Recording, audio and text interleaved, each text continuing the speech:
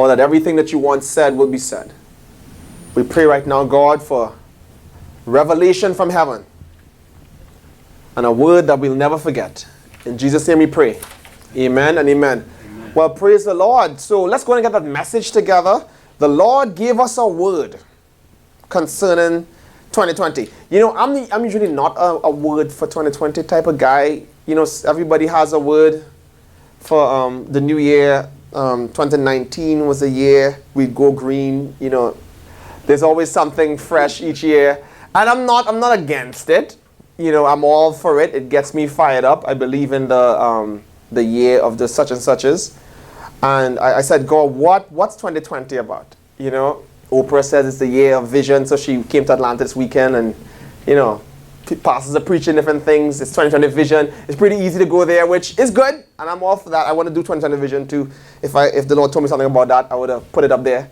He just didn't tell me anything. So unfortunately, I've had to go on the internet and Google a good message on 2020 vision and try to, you know, make something up. He didn't give me anything about that, so I couldn't do it. So one of the things we will do in 2020 is go back to what God originally told us about who we're supposed to be. My dad gave me a miraculous word back in the day. It's deep, but it's not that deep. He says, every time you move, you start over. He said, if you move across the street, you start over. He said, don't think you can just pick up everything that you have in one place and carry it somewhere else and continue. You start over. And we kind of knew that, but now as we're walking it out, we are guaranteed that that is exactly. You know, one of those things you're growing up, when you're a kid, you don't know anything, so your parents are like superhuman, so once they talk, you're like, whatever they say. Then you get to that stage in your life where you feel like you know more than them, and you're like, I mean, that's your opinion. Not saying I'm against it, but I tend to have my own, so I'm not telling you can't have yours. And then you get to that stage in your life where you're like, man, I wish my parents could tell me what to do every day because I am making some bad decisions and I need to hear from my mommy and my daddy. Tell me what to do. You get to that stage. That's where I'm at right now.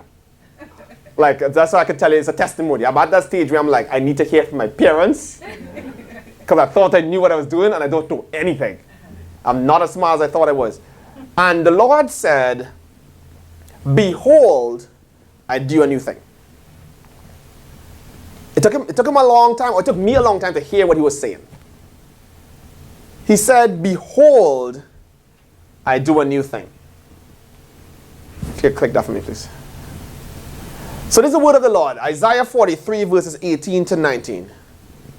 Isaiah 43, verses 18 to 19. Let's read that together. It's on the screen. After 3, 2, 3. Remember ye not the former things, neither consider the things of old. Behold, I will do a new thing. Now it shall spring forth. Shall ye not know it? I will even make a way in the wilderness and rivers in the desert. So, you know, as I said, I was waiting on the Lord for my 2020 message. I was like, Lord, it's got to be something snazzy. Either it needs to be snazzy or it needs to be deep. I need something for 2020 because, you know, you're not going to stand up here and not have something. And the Lord said, behold, I do a new thing. That's all he said. I know, and thankfully I've been doing this for long enough to know sometimes he just gives you just one little thing and you know there's something in it, but he didn't tell you what's left. So you know you have to go and dig for oil now to get something out of the one thing he says. He reminds me of when you look back at how Jesus was during the 3 years that he was walking on the earth. A lot of times Jesus answered some questions very matter-of-factly and to the point. Now other times he did go off on rabbit trails and you ask him one thing and he starts saying other things that had nothing to do with what you ask him. He's God, he gets to do that.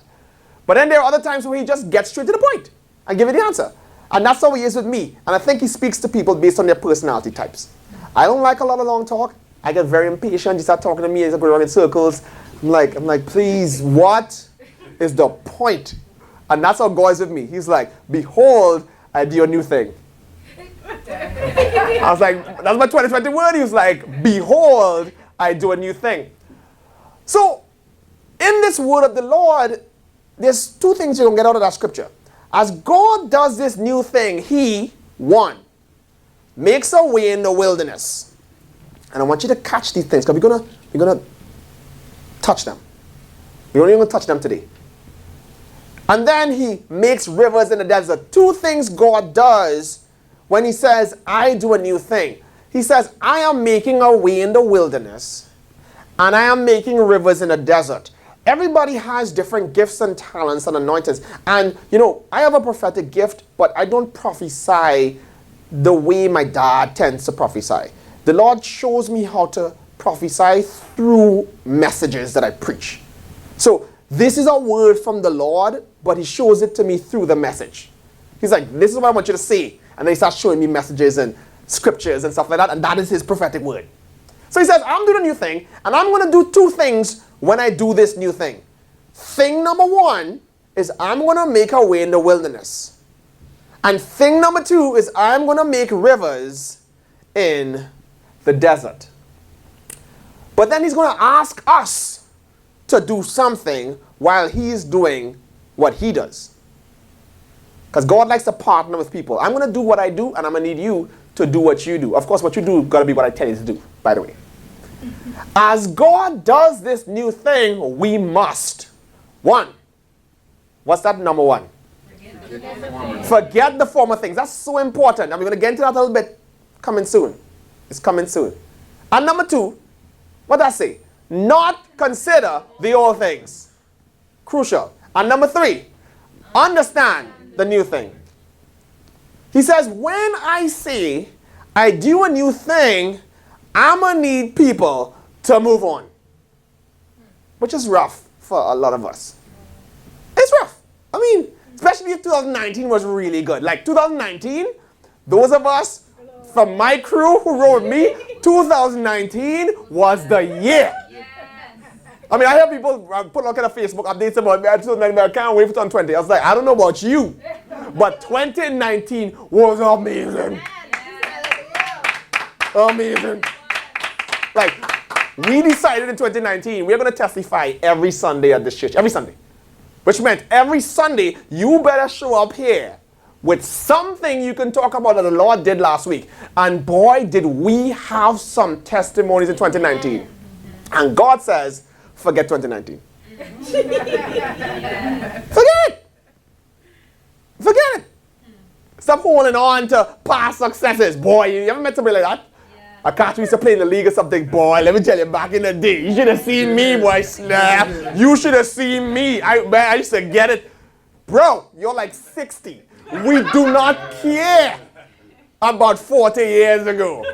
Bro, when I was in college, let me tell you, we do not care. Forget the old thing. What are we doing now? Yes. Well, that's just a tease here. We come in. So what is a wilderness? What is a wilderness? He said he's going to make a way in the wilderness. What is a wilderness? So we looked up the word wilderness. It's midbar. Midbar. It's Hebrew. A wilderness is an uninhabited land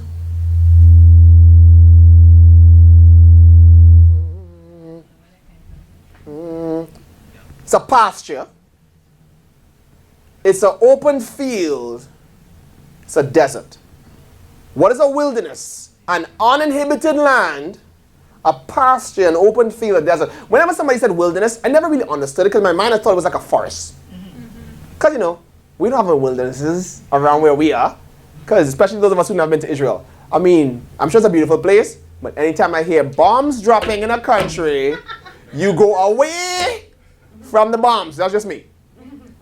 So, I've never seen it. I've just seen it on TV. So, I think a wilderness is like a forest. And it's not that.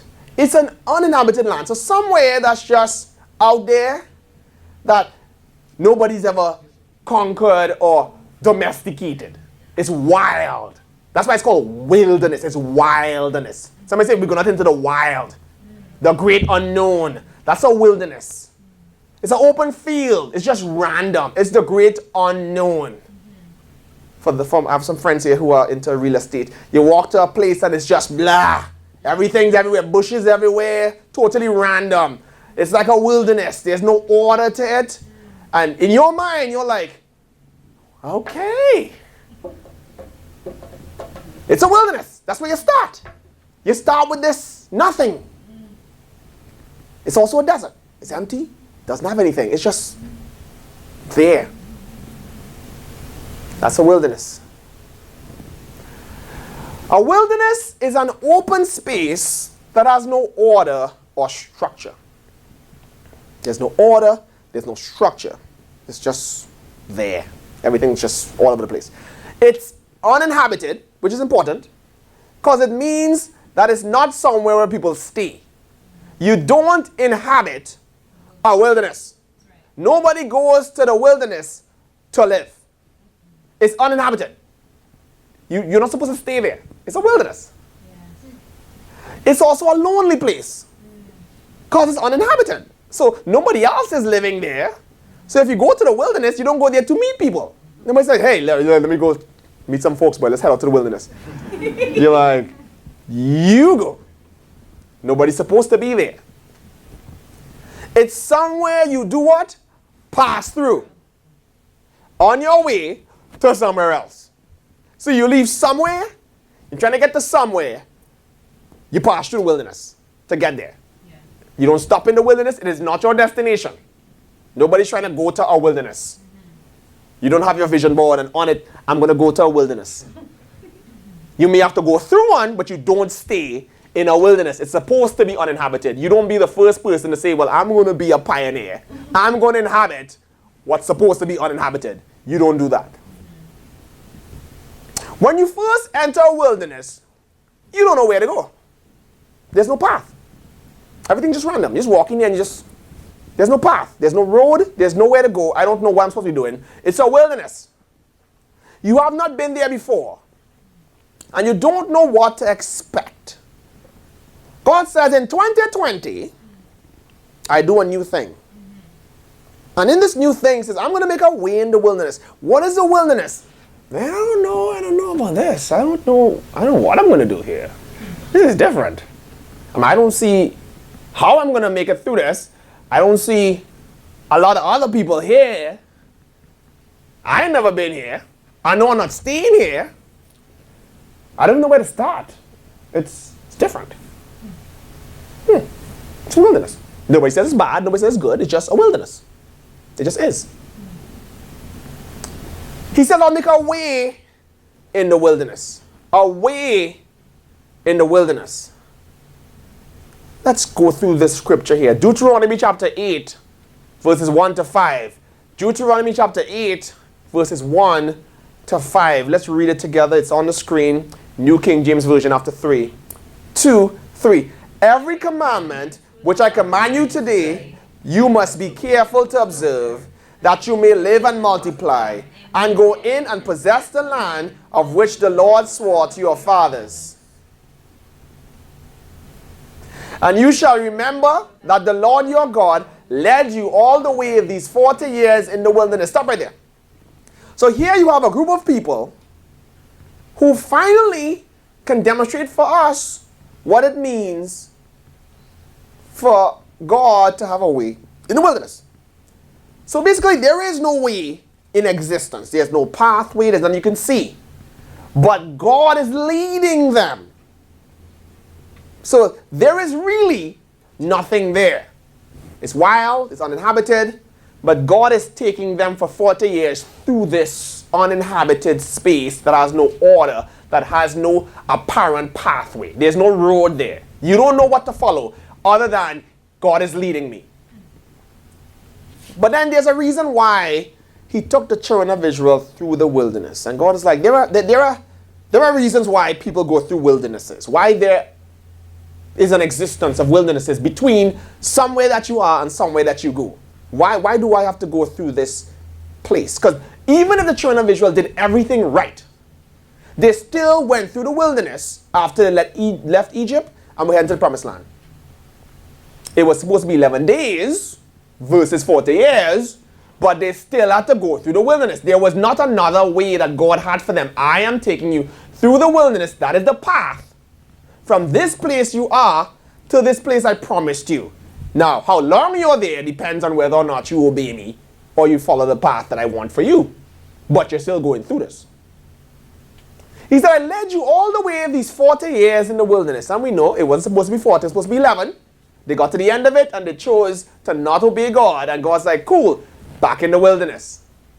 Let's keep going. Let's go from 2 back. No, 1 step back. Forward. Back. Forward. Thank you. So let's read from, and you shall remember, after 2, 3. And you shall remember that the Lord your God led you all the way these 40 years in the wilderness to humble you and test you, to know what was in your heart, whether you would keep his commandments or not. So he's saying, hey, I am leading you in this wilderness because there are some things I'm going to do in the wilderness. There's a reason why I don't take you from this level, where there was slavery, to this level, which is the promised land, without going through this wilderness period. There are things that you must learn in this wilderness period that you're going to need when you get to this other place. So I'm not just going to do a beam me up Scotty and take you from here, and you leave slavery and you arrive in the promised land. He's like, you're not ready. Those of us who know our history, and I say our because we all came from a similar historical background at some level. You couldn't just take our forefathers out of slavery and just hand them a country to run. You know what I'm saying? Like President Obama could not have been a slave who was in the field and then the next day run this country. It just don't work like that. There's some preparation, there's some things you have to unlearn, and there's some things you have to learn. And the wilderness is that space. He said, it's a space where I humble people. Wow. I humble people. Mm-hmm. You know, because you come out of Egypt like that. After 12, 12 miraculous, supernatural plagues. God tore up the Egyptians. You know, there's bitterness in your heart too. You're mad too. You grew up in slavery. You were mad. You come out today. And you went to your neighbor and you're like, look, let me hold them jewels now. Let me hold that watch. Nice. Let me hold that shoes right quick as you're walking in. Let me hold that shoes. That's exactly what they did. They say, let me hold that jewelry box right quick now. Let me hold that jewelry box. Whatever the neighbors had, they gave it to the children of Israel. They took their stuff with them. They didn't just leave. They leave with people's stuff. So you're walking out real swaggy. You coming out swaggy. You're like, well, look. Come on. Egypt couldn't touch us. Like, you all think it's a game. God with us. And God was like, I'm going to take you through the wilderness and humble you. Like, I need to fall back. Some things you need to learn here. I got to know what is in your heart. Many of us have these desires to walk into these new seasons. And remember, everything is relative. Everything is relative.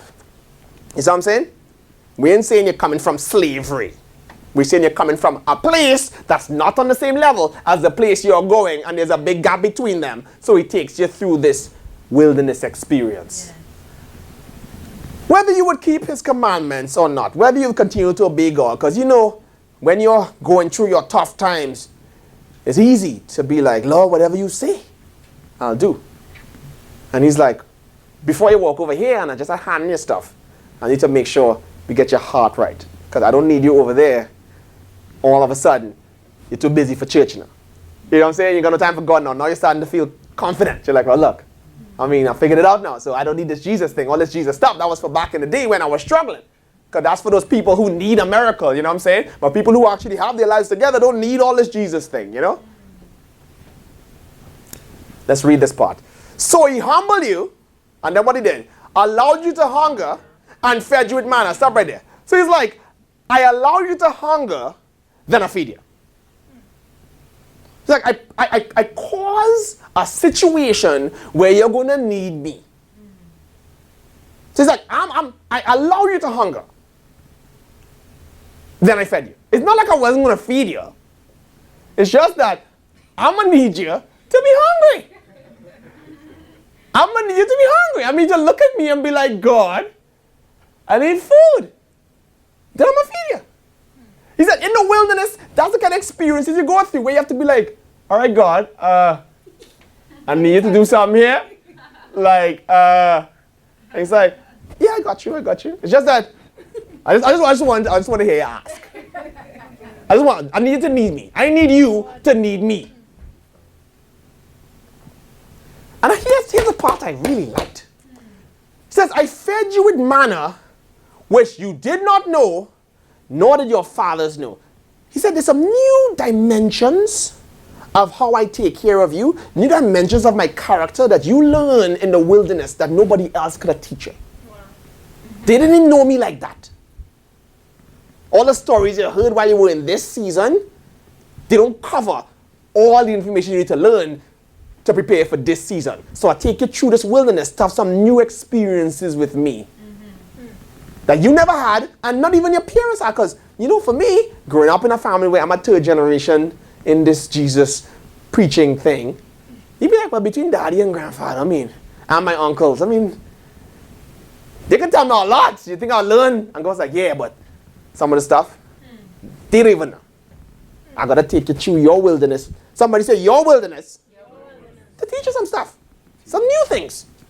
There's new things you need to know about the Lord. The Lord says you will not learn them until you go through your little wilderness between where you are and where He's taking you. He said that's 2020.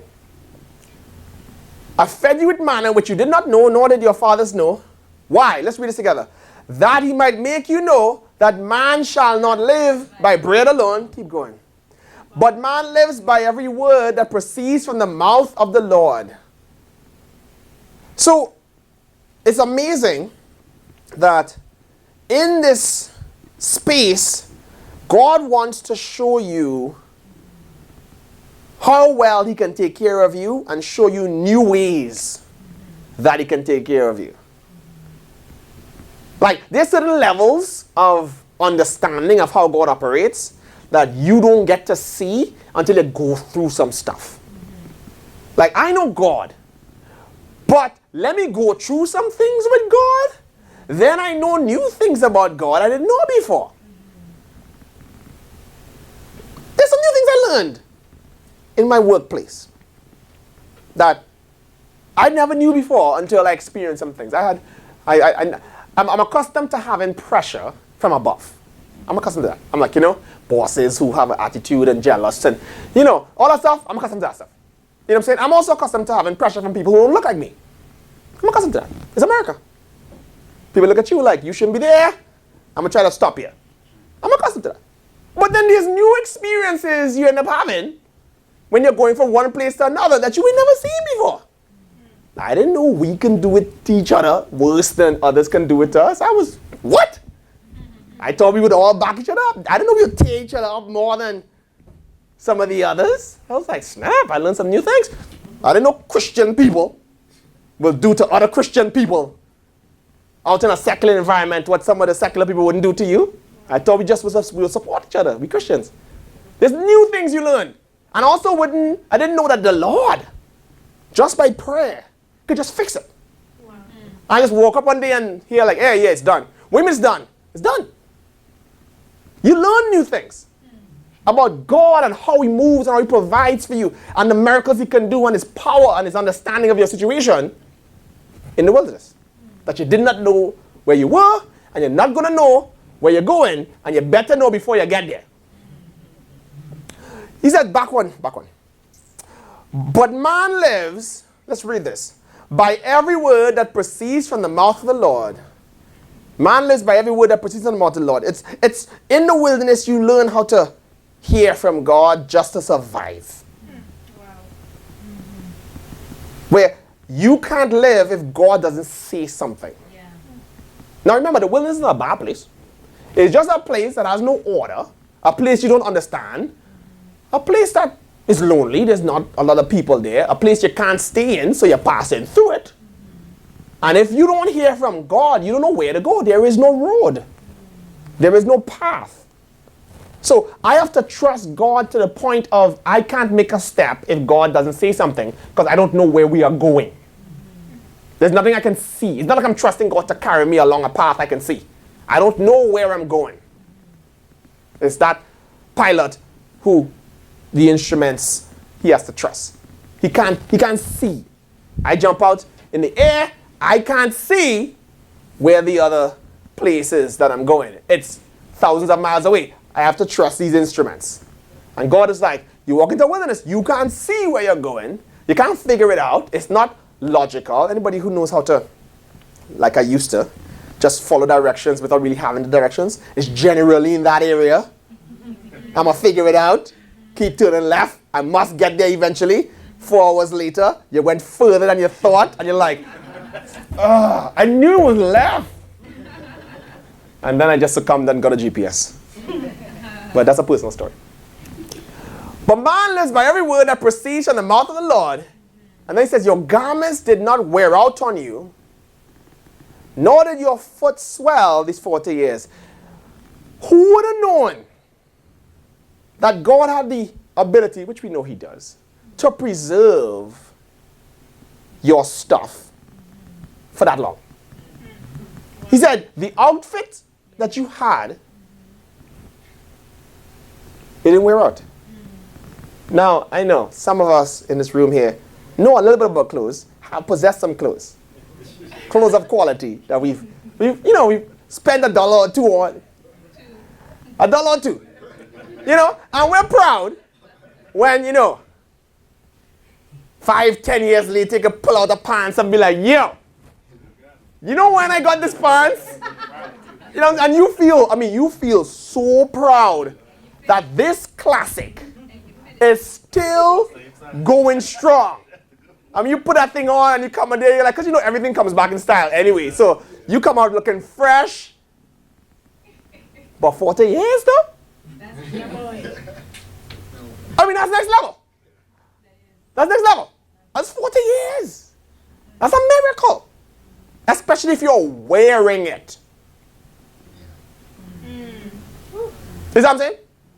Like, who knows that had we not seen that scripture, we would not have known that God can do that kind of stuff. There are lessons that you learn in the wilderness as it pertains to God's provision and God's ability to preserve. Because there's provision and there's preservation.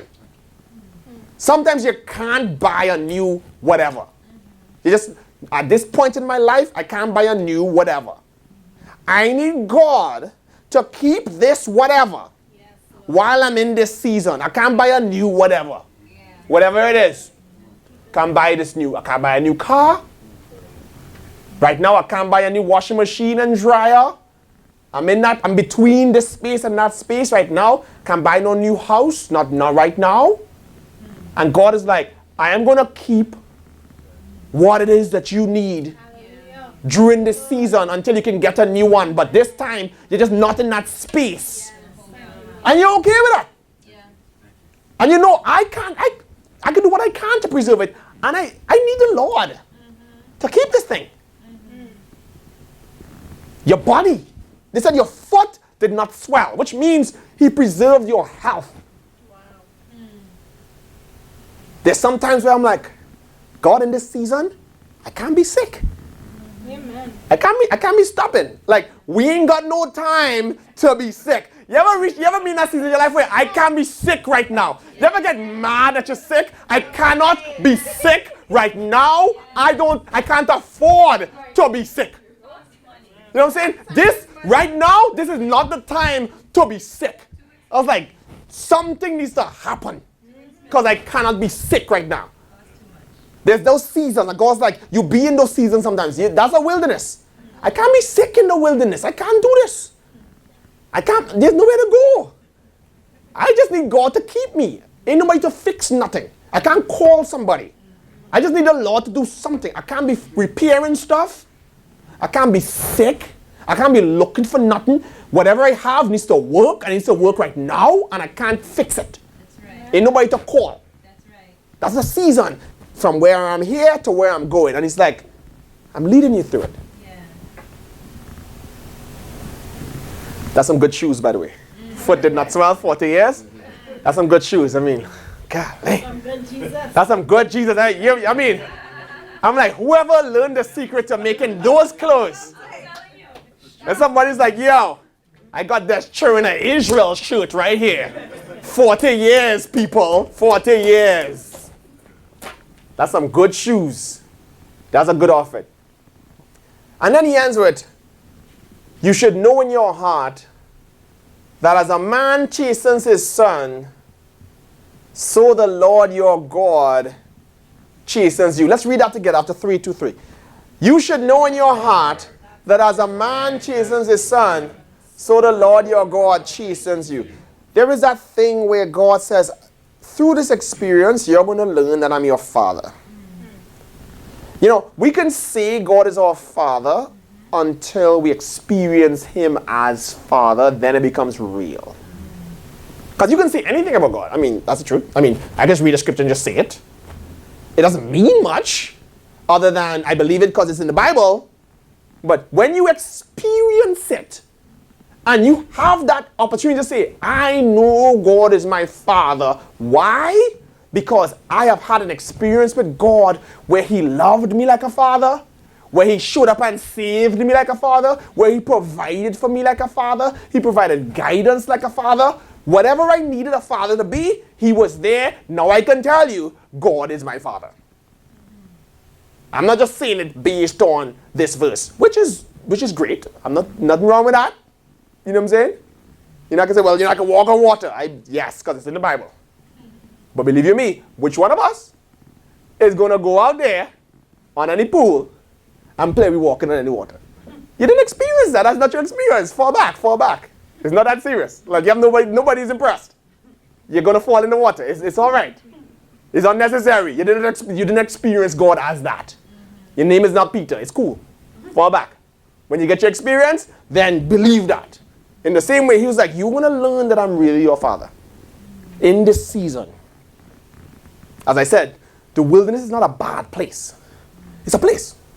It's just a place with no order, a place with no structure, a place where nobody else is there. You're by yourself. A place not even your parents understand and you don't understand. It's a new place. It's a fresh place. It's an uninhabited place. It's like that new property that you go on. The place is not developed. It's new. There's nothing wrong with it. It's just not developed. It's a wilderness. It's where you start, but you don't finish there because you don't live in a wilderness. You pass through to get to the next place you're going. You see, God makes a way in the wilderness by actively leading you through it. You can't decipher it on your own. Without God's daily guidance and direction, the way doesn't even exist because only he can see it. And this is how the Lord showed it to me. I was sitting on there studying this, and the Lord said, you know, when he says, I'll make a way in the wilderness, the truth is, there really is no way. It's not like he lays out a way and there's a way. There's no way. He's seeing a way. He is guiding you through it, but there's no way. There's just you following what God says, because I am not seeing any way in front of me. I'm just seeing God leading me. And when I'm done, there's no way behind me either. There is no way. He's seeing a way. And he's like, I'm going to lead you through this. Because if there was a way, then every time somebody goes through, they would have left something behind them. There's no way. Yeah. He's leading you through something that really has no way. It's not supposed to work. Yeah. It's not supposed to happen. You're not supposed to get through that. And you're not supposed to get through this from here to there. You're not supposed to. There is no pathway. The only way that exists is what God is seeing in his head. And he's saying, I'm not even going to tell you what the way is. You just follow me. And I'm going to take you through this wilderness. It's a season where you trust God so much because you don't know what you're doing. You know, I've been through some of those seasons. And, you know, usually when people teach on the wilderness, it's a bad teaching. Like, you know, it's a negative thing, you know. Boy, you don't want to be like them children of Israel who ended up in the wilderness. And you're like, I don't want to be in the wilderness, Jesus. I don't want to be in the wilderness. I'll obey you, Jesus. I'll end up in the wilderness. Well, nothing was wrong with the wilderness for 11 days. As long as you are going through it for the prescribed time. Yeah. Jesus was in the wilderness. 40 days, 40 nights, he was there. The devil tempted him and he got victory there. I mean, it's not a bad place, it's just a place. And God is saying, we can't be scared of the wilderness. You just don't want to be there longer than you need to be. Mm. You know what I'm saying? That's when it becomes bad. When you're supposed to be out and you're still there because you're disobedient. That's a problem. But as long as you're going from where you are to where you're going and God says, this is the way, follow me. It's just a place. That's right. With no direction. And all you know is, I'm just trusting God and God just telling me what to do and I'm navigating based on whatever he tells me. And it's okay, it's fine. It's humbling. Because you don't know what you're doing. You have no swag. Because you're not figuring anything out. You don't know what's going on. You know what I'm saying? You learn how to provide for you. Because you don't know how you're going to make this happen. And remember, it's relative. It's relative. It's compared to where I'm going and where I am, this wilderness experience is a challenge. Only he can see it. Somebody say, only he can see it. Only he can see it. That's why he's like, yo, go this way. And you're like, where? There. There's no way there. It's like, yeah, just follow me. He looked at Moses and said, Moses is like, all right, so the Egyptians are coming and there's a Red Sea in front of us and people are screaming like, we're going to die, we're going to die. They're going to kill us. Where exactly are we going? He's like, this way. I don't see anywhere. Or through the water. So we're going to swim. It's like, no, there's a way right there. There's no way, God. He's like, right in front of you, there's a way. Take that staff. Let me show you. Stretch it out. Did I not tell you there was a way? It was always there. God was seeing it. Moses couldn't see it. Neither could the children of Israel. There was no way. God's like, there's a way. Come on, stick out the rod. Look a big road in front of you. Now everybody go. And like any wilderness, it only exists for you. You see Egypt and them like, hey, away in front of us, but let's go, boy. No. It's not for you. This is these ways in the wilderness that God is creating is very personal. You don't come after me and take, I want to take that same way. Don't be Pharaoh. Don't end up drowning yourself trying to follow. It's an uninhabited place. This is a personal experience. I have to go through my wilderness for myself. I have to follow God for myself. The way is my way. And God is like, I'm not even telling you so you can tell somebody else. Just do what I tell you. You ever been through a situation where you can't even explain how you did it? Somebody say, all right, well, tell me the story of your success. What's the path that you do? Just 5 easy steps of how we did what you did. To be honest, it was a miracle.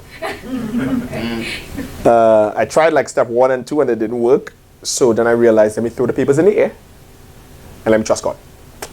And then stuff started working and I prayed and then, each morning he'll tell me different things and sometimes he'll tell me the thing I told you yesterday that was good, don't do it today. And yeah, so like, how are you supposed to follow that? You can't. I'm going to need you to follow what God's leading you to do. Because in this experience, everybody's got to know what God tells them. Because you're going through this wilderness, there's no clear path. I would love to be able to say, hey, you just go through it and just tell me what you did. Let me come after you and just do the same thing. And he's like, nah. Don't be the Egyptians. That was a way in the wilderness for them.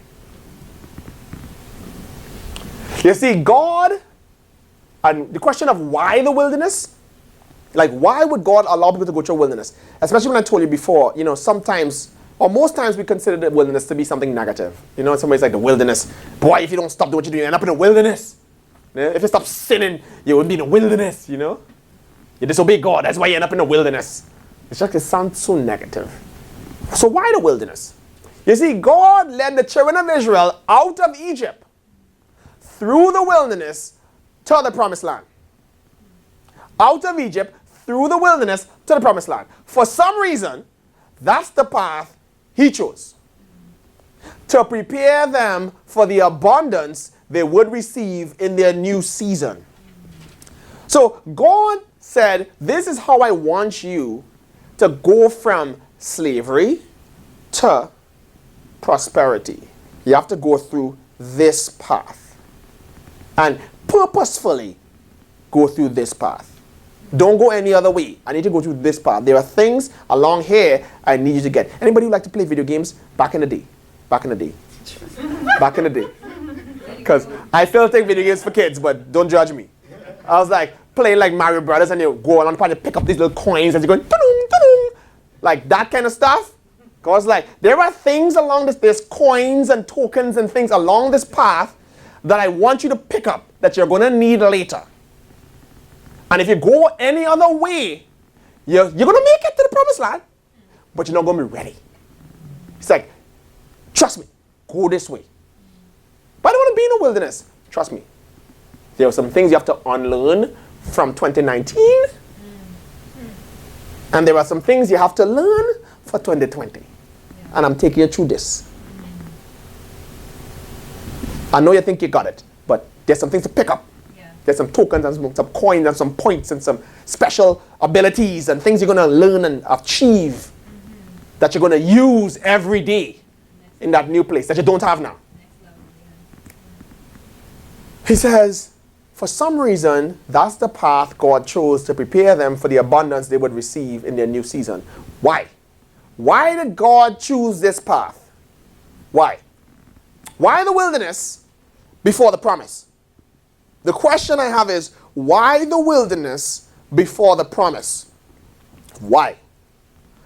Why the wilderness before the promise? Number one, to humble people. To humble people. It's amazing. Sometimes you're proud to be humble. You know? Man, I'm so humble. Which is kind of strange. I'm so humble. Let me tell you about my humility. Now listen. Now there's humble people. And then there's me. Boy, am I humble. He's like, I'm going to need you to go through the wilderness before you get to that next space. You know, I'll tell you this little story. It's amazing how, and it's personal too. You know, people talk about how people change when they get money and power. It's not that they change. It's just that you get to see what they really are. They just didn't have an opportunity before. They had no money. They had no power, so they couldn't do anything.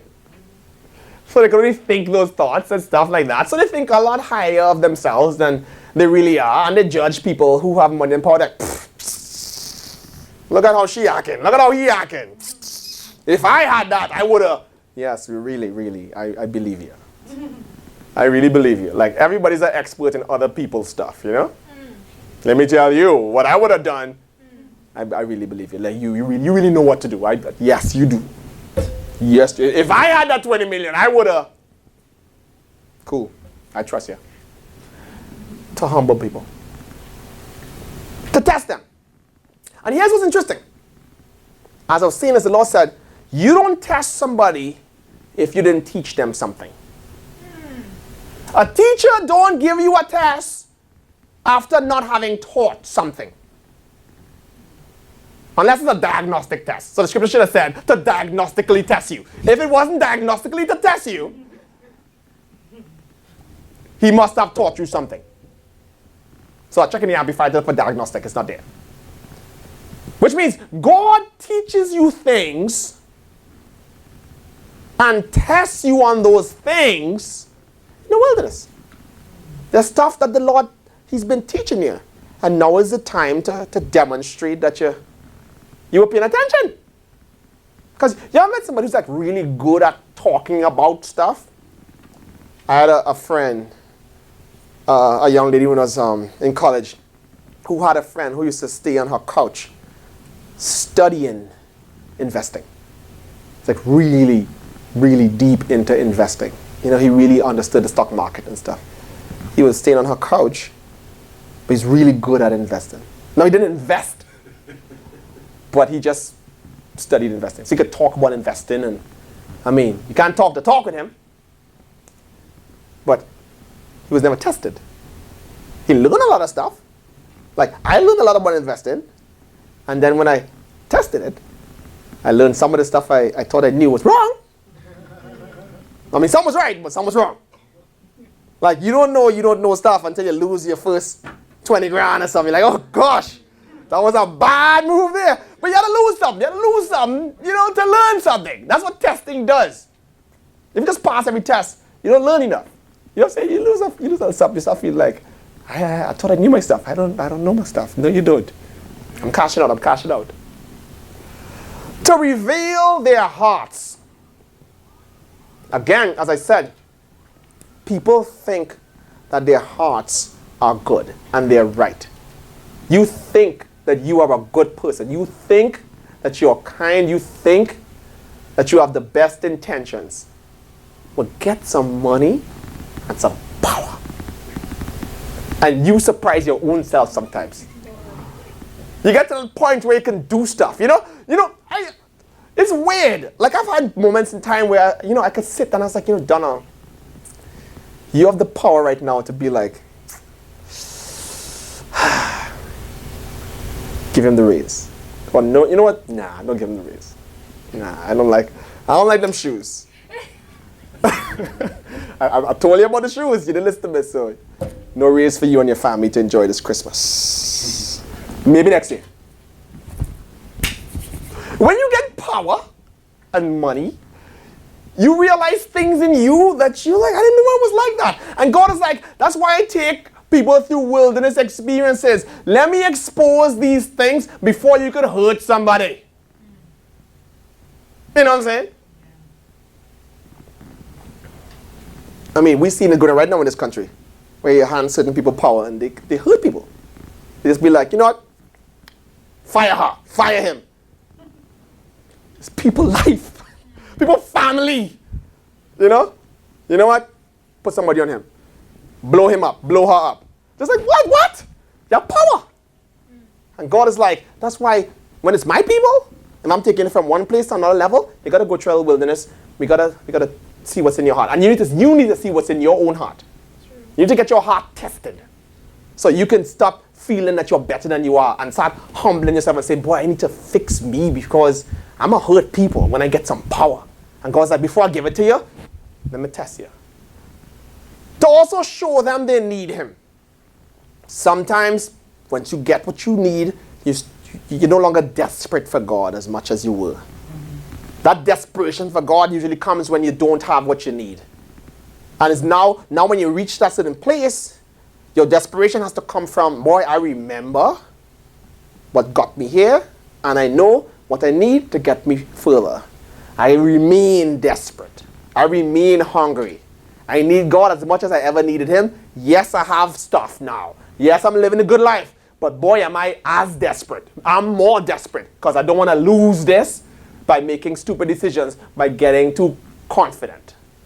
And then to reveal himself as Father. So 5 things God does that makes it make sense that he puts people in a wilderness between the promised land and the place that they left. What's number 1? To humble people. What's number 2? To test them. What's number 3? To reveal their hearts. Number 4, to show them they need him. And number 5, to reveal himself as Father.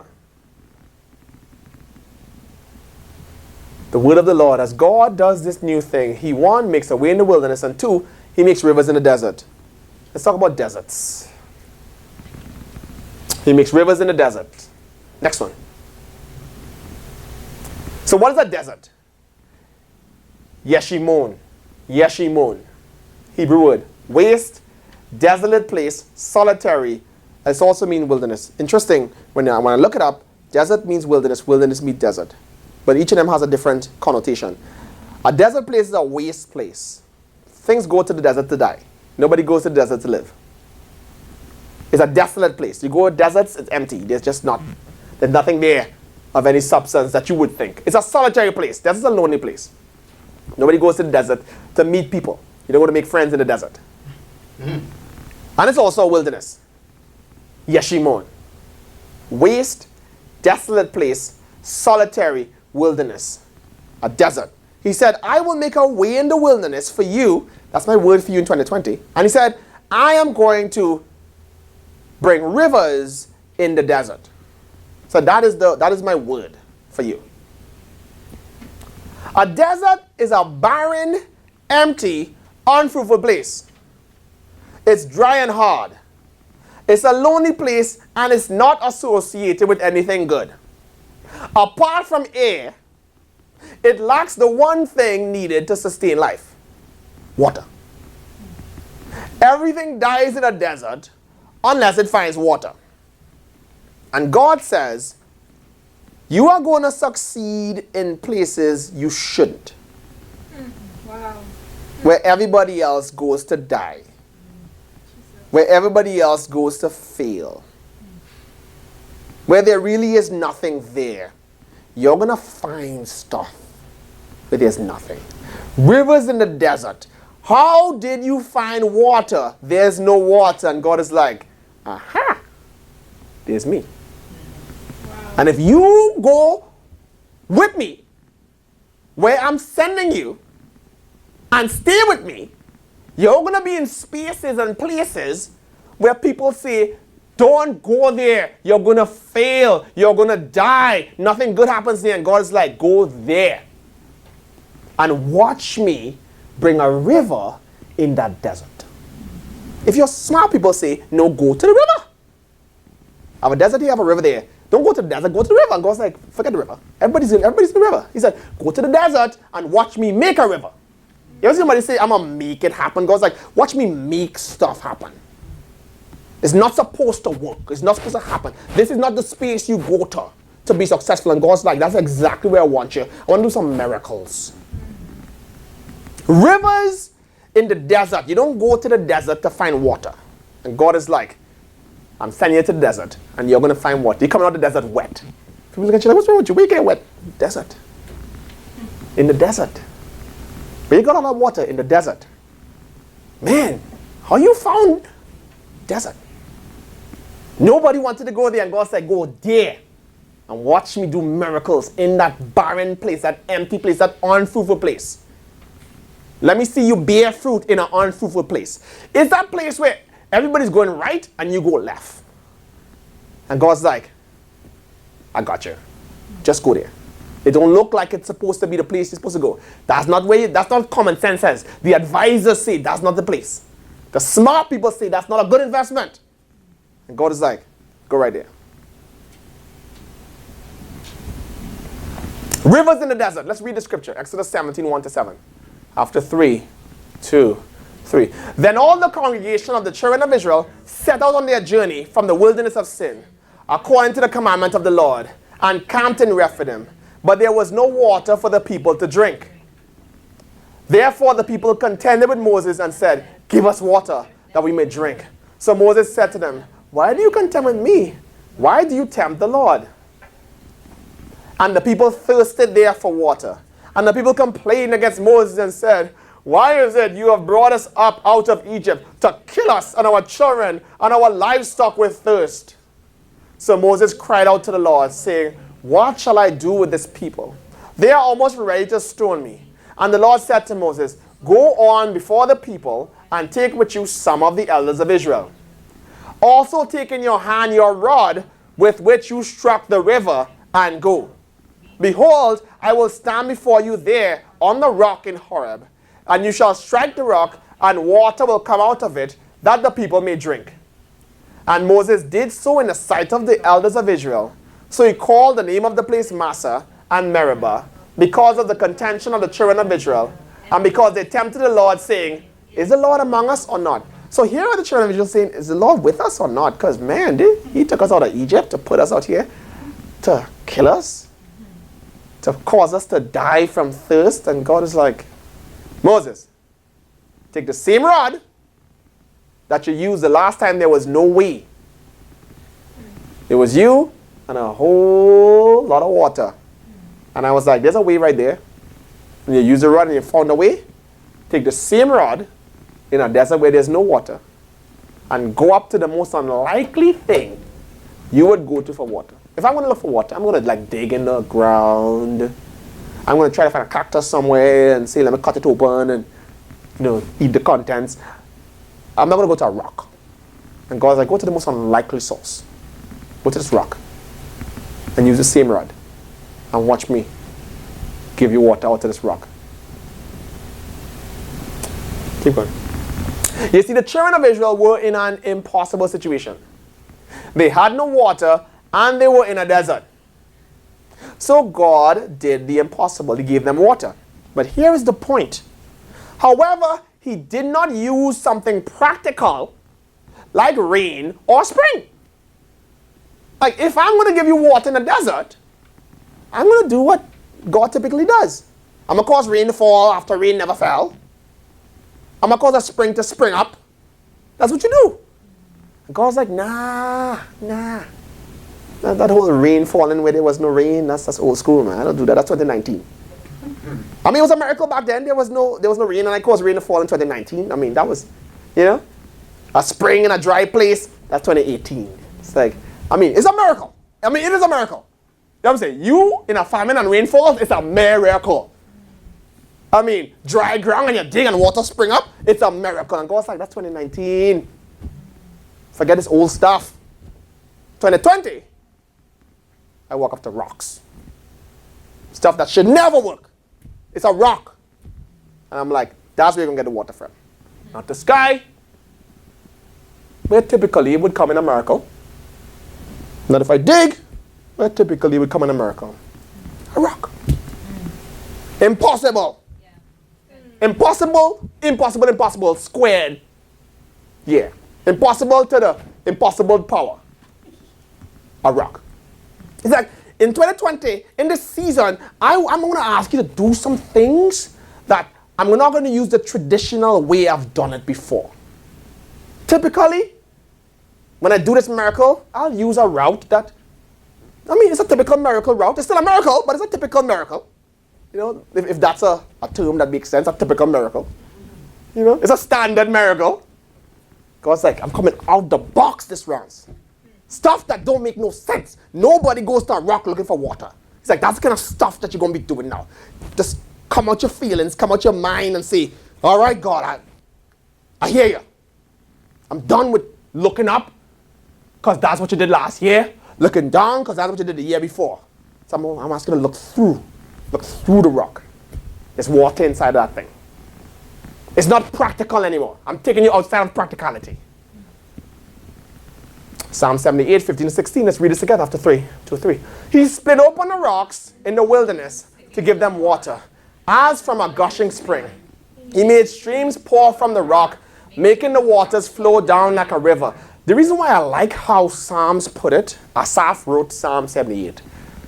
And Asaph decided to help us understand the rock wasn't wet like dew. The water poured out of the rock like a river. Because I know, because every time we think of a miracle, we still put limits on how God would do it. All right. So the rock sweat because a little moisture. It was early in the morning, so it was a dew, and you try to take a cloth and put it on, and you squeeze the cloth, you get water out of it. We just can't believe that God for real brought water out of the rock. It just got to be something. There's some crevices in the rock, so maybe there was water behind it, and some rocks that allow you to hold water, like those aquifers where they maybe have, there's got to be some natural explanation. And God's like, water's going to gush from this thing like a river. Explain that.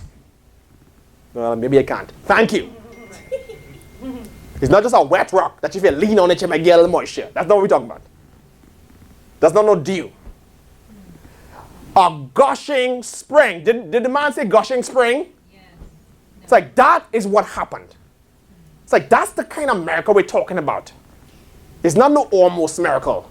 Boy, it's miraculous, but it's relatively practical. Stretching reality a little bit. Augmented reality. God's like, no. This is a new thing. It should not happen. Next. So God did the impossible. He brought water out of a rock in the desert. So here's the thing. It's already a miracle to have water in the desert. He's like, I'm going to do the miracle. I'm going to take water out of a rock, which is already a miracle, water out of a rock. He's like, I'm going to take water out of a rock in the desert. That's what he's trying to do now. He's like, in 2020, that's the kind of stuff I'm doing now. It's impossible.